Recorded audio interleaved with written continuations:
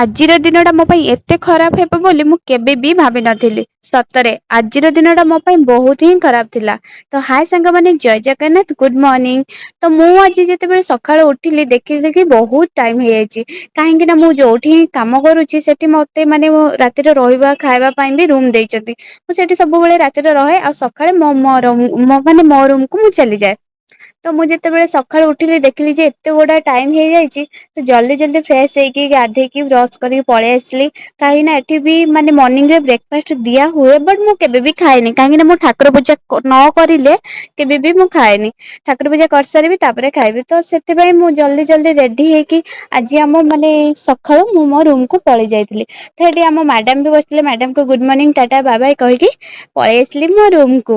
ତ ରୁମ ଆସୁ ଆସୁ ମୋ ସହିତ ଏମିତି ହବ ୟା କି ମୁଁ ମାନେ ଏମିତି କିଛି ଦେଖିବି ବୋଲି କେବେ ବି ଭାବିନଥିଲି।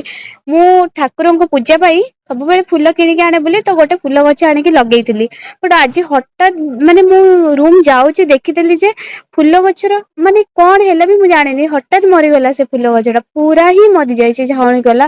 ତ ସେଥିପାଇଁ ମୁଁ ତାକୁ ଦେଖିକି ହିଁ ମୋ ମନ ବହୁତ ହିଁ ଦୁଃଖ ଲାଗିଲା।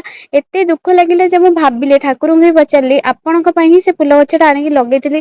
ବଟ ସେ ଫୁଲ ଗଛ ମରିଲା ହିଁ କେମିତି ମୁଁ ଜାଣି ପାରିଲିନି। ମୁଁ ତ ତାର ବହୁତ ଭଲରେ ହିଁ କେୟାର ନଉଥିଲି, ସବୁବେଳେ ପାଣି ଦିଏ ଆଉ ଖରାରେ ବି ନେଇକି ରଖିବି ସବୁ କରେ ବଟ ଫିର ବି ମରିଗଲା। ସେଥିପାଇଁ ହିଁ ଆଜି ମୋର ମାନେ ଦିନଟା ହିଁ ବହୁତ ଖରାପ ଥିଲା, ବହୁତ ହିଁ ଖରାପ ଥିଲା।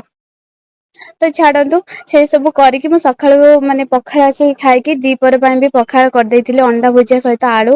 ତ ପଖାଳ ଖାଇକି ପୁଣି ପଳେଇ ଆସିଲି ଡ୍ୟୁଟି। ତ ଆଜିର ବ୍ଲଗ ମୋର କେମିତି ଥିଲା କହିବେ। ରହିଲି, ଟାଟା ବାଏ ବାଏ।